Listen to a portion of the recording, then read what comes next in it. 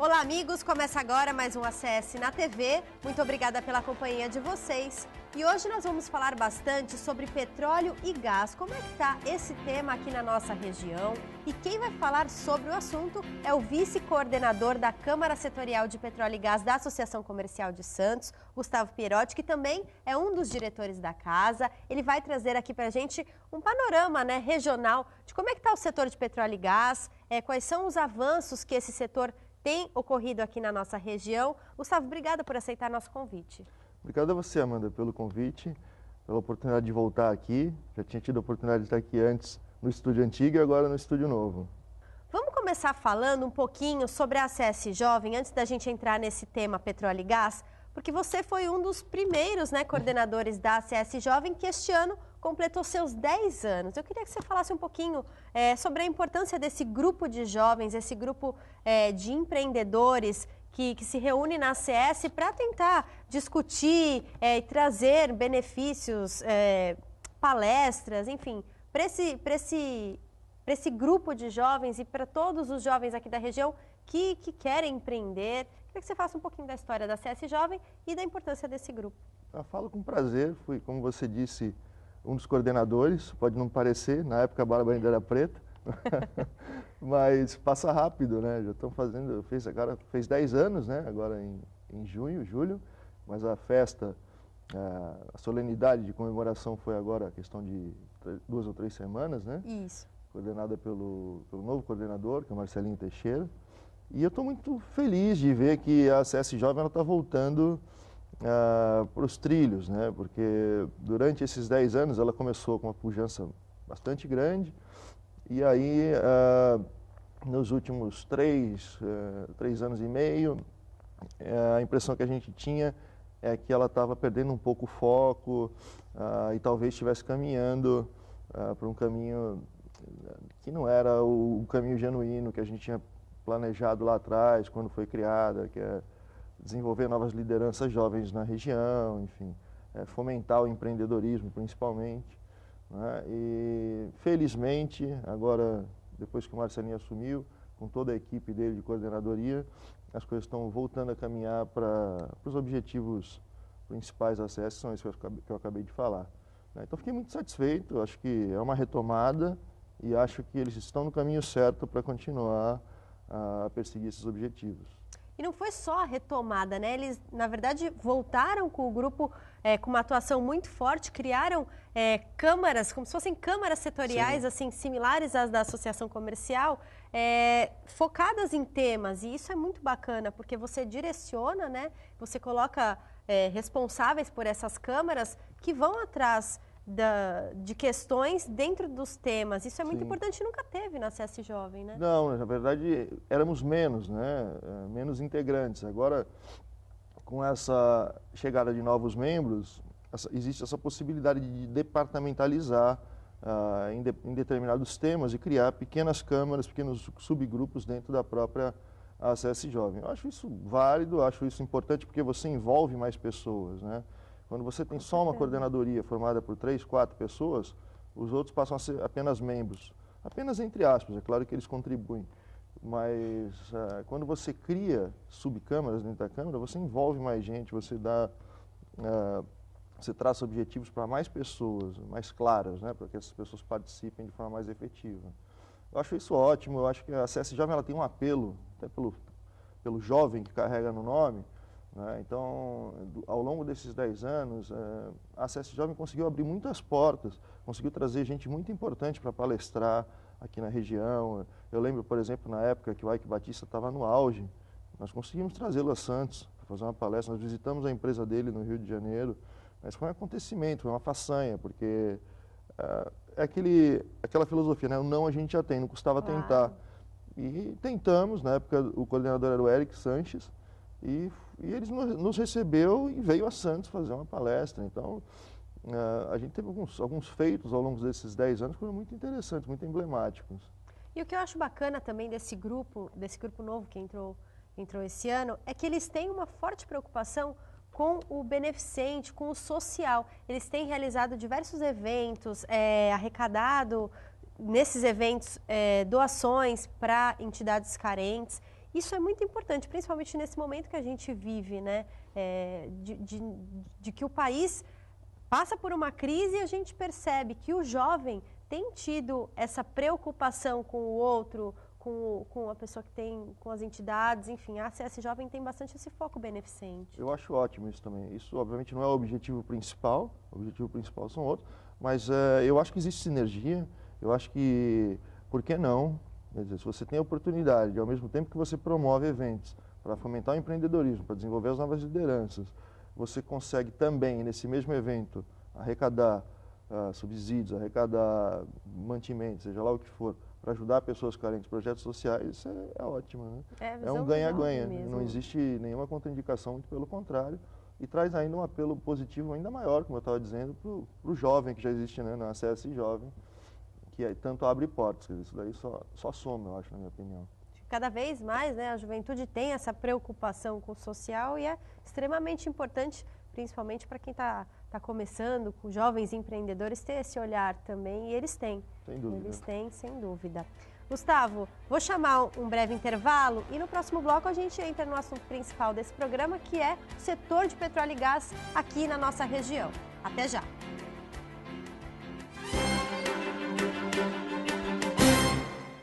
Olá! Voltamos ao segundo bloco do ACS na TV e hoje o nosso convidado é o Gustavo Pierotti, ele que é um dos diretores da Associação Comercial de Santos e o vice-coordenador da Câmara Setorial de Petróleo e Gás da Associação Comercial de Santos. Bom, Gustavo, vamos entrar no tema principal do nosso programa, que é petróleo e gás. Muita gente ouve falar sobre o setor de petróleo e gás, a gente tem muita visão também de que esse setor está parado e não é bem assim, né? A gente teve aquela grande expectativa da Petrobras aqui na região, não se consolidou, porém o setor não está parado, as coisas estão caminhando e estão caminhando bem, inclusive, né? Sem dúvida. Primeiro é importante fazer um parênteses sobre o que é a Câmara de Petróleo e Gás, né? Porque diferente das outras câmaras setoriais da ACS, que tem nichos específicos, por exemplo, a Câmara do Granéis Líquidos, são só empresas de granel líquido. As câmaras relacionadas ao café, são só empresas de café. A Câmara de Petróleo e Gás é um pouco diferente. Ela agrega empresas de diferentes setores que tenham algum envolvimento com petróleo e gás. Então, uma empresa, por exemplo, é uma empresa de fornecimento de consumo de bordo a navios e plataformas. Existem agências marítimas, existe a própria Petrobras, existe a Saipem. Ou seja, são empresas diferentes que são complementares. Quer dizer, que uma potencialmente pode prestar serviços para outra, existe uma sinergia entre todas essas empresas, né? E como você bem disse, parados nós não estamos. É óbvio que a gente enfrenta uma série de obstáculos, existe uma série de variáveis que a gente não dá causa e que a gente precisa contornar os obstáculos. Por exemplo, quando a gente estava no auge do desenvolvimento, que a gente fez o levantamento de áreas na região para a implementação de uma base offshore, estourou a questão do Lava Jato lá atrás, 2014. Depois veio uma sucessão de escândalos no Brasil que fizeram com que esse setor acabasse ficando relegado ao segundo plano. A Petrobras teve uma sucessão também de presidentes e fora isso, toda a crise do petróleo.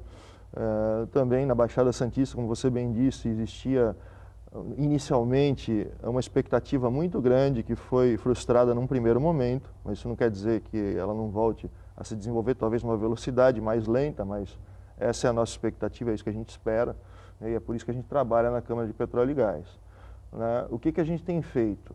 Em março, se eu não me engano, foi em março, a gente fez a apresentação do documento final das áreas que foram levantadas, que por muitos anos foram prospectadas dentro da nossa Câmara de Petróleo e Gás, com participação de vários intervenientes, e que foi apresentado num evento que foi um sucesso. Inclusive, na época, teve o presidente da própria Petrobras, que já não é mais, Pedro Parente. Sim, com certeza. E uma série de outras autoridades no mercado de petróleo e gás. E, para nossa infelicidade, semanas depois, o Pedro Parente saiu da Petrobras, né? Então, o trabalho não foi perdido, mas agora a gente precisa aguardar esse momento de indefinição política. A gente está no auge da eleição, acabou de acontecer o primeiro turno, teremos o segundo turno. Não sabemos exatamente como é que vão ficar as coisas, quem será o novo presidente da Petrobras, se será mantido, se não será. enfim, é um momento, como eu disse, são variáveis que a gente não domina e que a gente precisa aguardar para que as coisas se definam, para que a gente continue trilhando o nosso caminho, a nossa luta.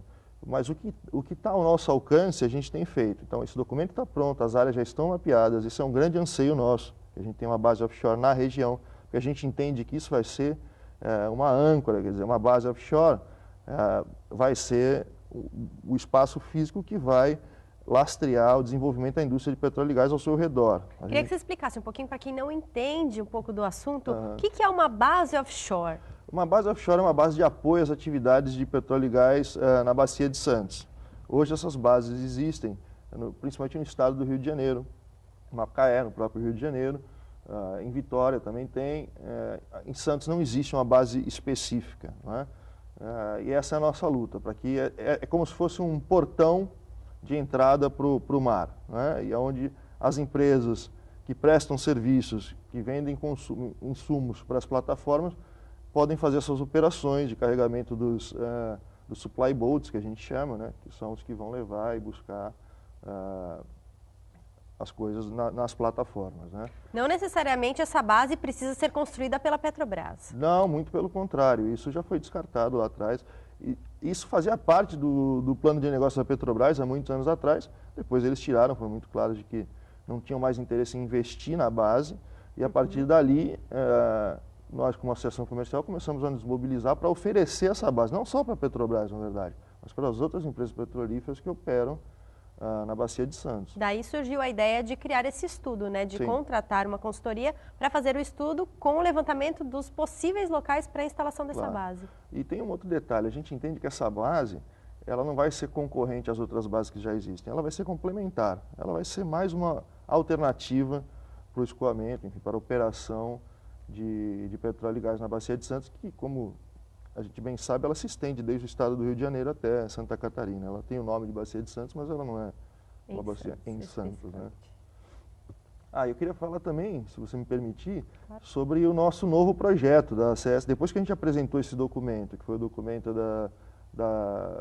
das áreas mapeadas para a instalação da base offshore, a gente está agora investindo na criação de um cadastro das empresas da região para servir o mercado de offshore.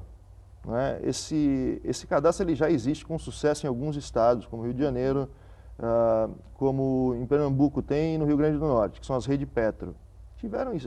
Em Santos ocorreu um movimento desse, há questão de alguns anos atrás, mas isso acabou não indo para frente.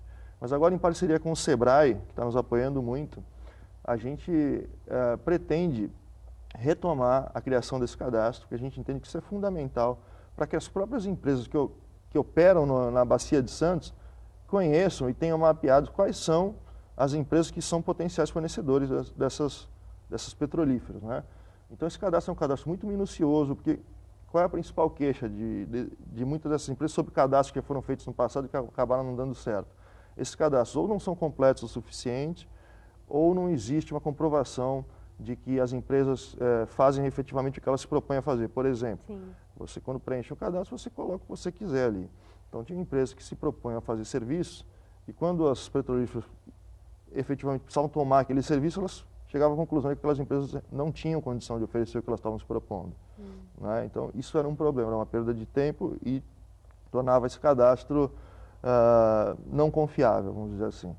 A nossa ideia agora não, é fazer um trabalho muito bem feito, com o SEBRAE nos apoiando e nos ajudando a capacitar as empresas para que elas consigam oferecer o que elas se propõem a oferecer. E a partir daí, esse cadastro vai ganhar, as empresas petroleiras vão ganhar confiança nesse cadastro e vão passar a utilizá-lo da forma como a gente almeja.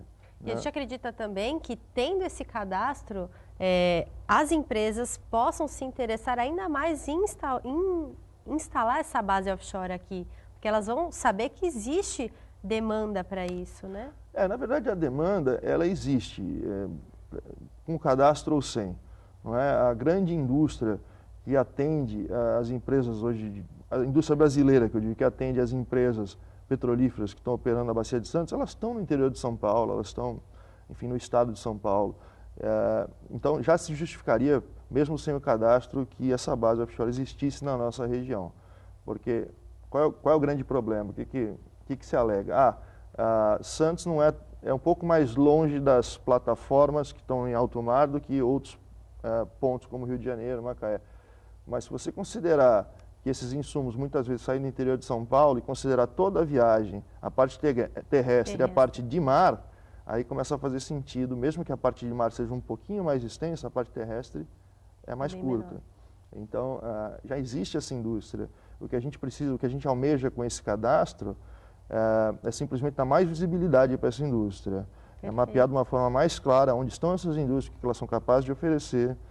E aí sim, com a base instalada, a expectativa é que algumas dessas indústrias, que apesar de já estarem no estado de São Paulo, se movimentem para Santos, enfim, tenham filiais em Santos e assim por diante. Não só as empresas de São Paulo, mas as empresas de outros estados e até de outros países. E para que não ocorra novamente esse problema que ocorreu no passado, das empresas preencherem um cadastro que de fato elas não conseguem cumprir o que elas colocam lá, o Sebrae vai pesquisar um modelo melhor de fazer esse cadastro, né? Sem dúvida. Por isso que eu enfatizei no início, o apoio do Sebrae nessa empreitada é fundamental, né? O Marco Aurélio Rosas, que é o atual gerente aqui do Sebrae na região, junto com a Patrícia Vale, que também já está há muitos anos aí, já conhece muito bem esse trabalho, eles vão nos apoiar, eles vão nos ajudar na qualificação dessas empresas que vão fazer parte do cadastro, e a gente entende que com essa sinergia ACS e Sebrae a gente vai conseguir fazer vai conseguir gerar um cadastro muito confiável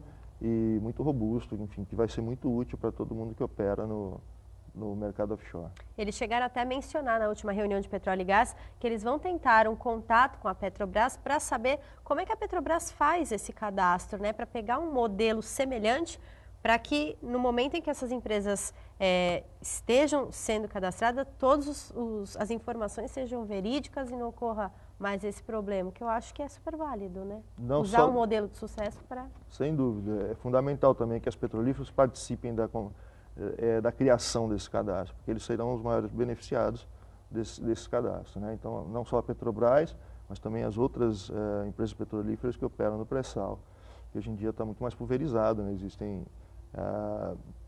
Não existe mais a necessidade da Petrobras entrar sozinha nessas perfurações, como por exemplo a de Carcará, que vai ocorrer agora, que tem, agora me falha o nome, a ex-Statoil, não chama mais Statoil, mudou de nome, mas ela vai fazer parte da perfuração do campo de Carcará. Então é fundamental que a gente tenha esse cadastro com qualidade e pronto o quanto antes, para que a gente possa fazer essa economia girar e fazer efetivamente o pré-sal se desenvolver na região, que foi o que a gente almejou aí por muitos anos. Com certeza. Bom, vou chamar mais um breve intervalo e a gente volta no próximo bloco falando um pouquinho sobre a temporada, né? Essa temporada de navios, de cruzeiros aqui na nossa região. Até já!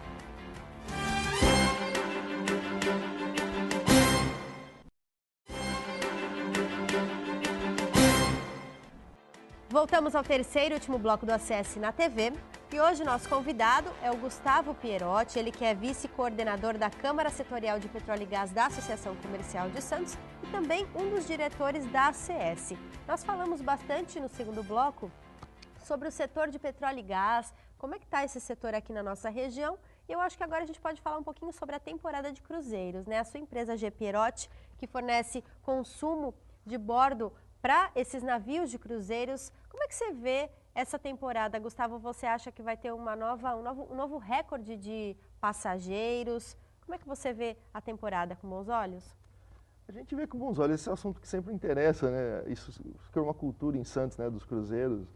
E a gente que trabalha com isso é interessante, porque eu dificilmente viajo de navio de passageiro, porque como eu trabalho diretamente com isso acaba sendo o meu dia a dia, né? Eu às vezes não tenho nem tempo, nem vontade de participar dos cruzeiros, porque é tanto estresse, é tanto envolvimento na operação, que é interessante, aquele ditado, né? Em casa de ferreiro, espeta de pau. É verdade, é bem isso mesmo. Mas para as empresas do nosso ramo tem sido cada vez mais difícil, né? Porque as grandes companhias de cruzeiro, elas desenvolvem cada vez mais fornecedores diretos, ou seja, os meus fornecedores passam a ser os fornecedores diretos dessas empresas, né? Então, tem sido muito complicado para a gente.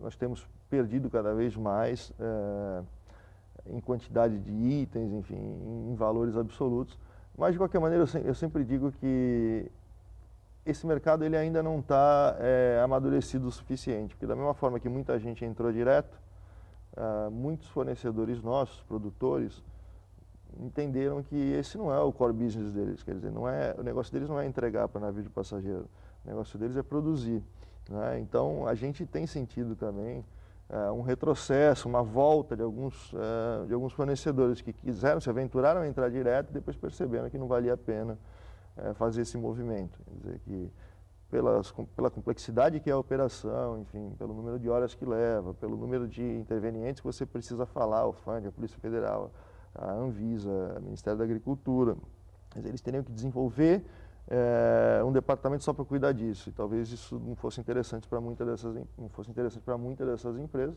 Então a gente acabou retomando um pouco desse mercado. Mas falando especificamente sobre o que você me perguntou, a expectativa desse ano é que hajam 6 navios fixos escalando no Porto de Santos. Né? Na verdade, são 2 da MSC e tem um terceiro que vem também em algumas escalas para Santos. Aí tem um da costa que vem com mais frequência e mais um segundo da costa que vai ao Rio e vem eventualmente a Santos. E um da Pumantur, que é o Sovereign. Né? Apesar da quantidade de navios ser a mesma da temporada anterior, o número de leitos vai aumentar, porque vem navios maiores, inclusive o Civil da MSC, que se eu não me engano vai ser o maior navio que já veio, de passageiros que já veio numa temporada regular a Santos. Né? Então, a expectativa, pelo que a gente tem lido aí nos órgãos de imprensa especializados nessa área, é que quase 500 mil passageiros façam cruzeiros na temporada, né? Estou falando de Brasil, né? Isso é um aumento de cerca de 15% em relação à temporada passada. A temporada vai de novembro até março, abril, né? E existe a expectativa de que a partir do ano que vem isso seja estendido um pouco mais, que a temporada fique um pouco maior do que ela efetivamente é. Não é? Isso também é um ponto interessante a se abordar, porque no Brasil essa atividade de cruzeiros ela é sazonal, né? Você não tem atividade durante o ano todo. E também é muito complicado, logisticamente falando, porque você monta uma estrutura para atender cruzeiros, os volumes são muito grandes, e aí depois no resto do ano você não tem os cruzeiros para continuar a trabalhar. Ou seja, então você tem que ter uma estrutura que atenda a alta temporada e a baixa temporada. Precisa ter uma estrutura bastante equilibrada. Ao passo que em outros lugares, onde existe cruzeiro durante o ano todo, ininterruptamente, você monta a estrutura já baseada na alta temporada, porque fica... Por que isso ocorre aqui no Brasil? Por que é sazonal? Eu acho que talvez porque o clima permitiria. Permite, mas eu acho que isso tem a ver com... Apesar do clima permitir, durante o inverno chove muito, né? Temperaturas baixam. Né? Eu não Talvez sei se... cruzeiros mais para o Nordeste? Talvez, mas digo, mas para a nossa região, eu não sei se seria viável manter cruzeiros durante o ano todo. Acho que existem projetos, eu sei que empresas já ensaiaram esse movimento, quem sabe um dia, mas acho que ninguém teve coragem ainda de arriscar manter um navio de cruzeiro durante um ano todo no Sudeste, vamos chamar assim. No Nordeste eu sei que tem pequenos cruzeiros que fazem, mas uma temporada, como é a temporada de verão aqui no Brasil, não sei se a gente um dia vai ver durante o ano todo. Isso não faria com que mais empresas se interessassem em fornecer para navios se fosse... se ocorressem os cruzeiros ao longo de todo o ano? Eu não sei te dizer se isso aumentaria o número de fornecedores, né? Mas talvez sim, mas não é uma coisa que eu tenha como afirmar. Eu acho que talvez os fornecedores atuais pudessem se estruturar melhor para trabalhar durante o ano todo atendendo os cruzeiros, né?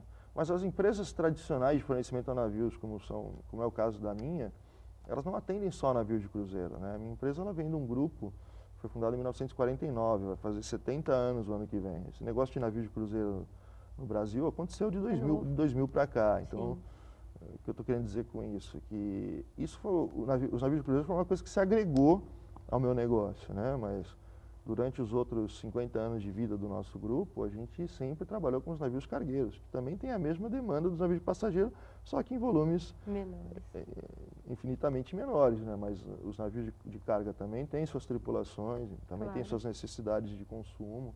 Né? E quando a gente fala em consumo de bordo, a gente não fala só de alimentos, a gente fala também do que é consumido pelo navio, não só pelos seus tripulantes. Então, Sim. material de limpeza, enfim, material de cozinha, equipamentos que você imaginar. Os navios, na verdade, eles são pequenas cidades flutuantes, sim. né? Então, tudo que você precisa numa casa, você pode precisar em um navio. Né? Você tem material de escritório, material de limpeza, material de higiene pessoal. Enfim, o céu é o limite. Com Né? certeza, com certeza. A gama de produtos que a gente trabalha é enorme. Cada vez viagens mais longas, navios maiores também, então...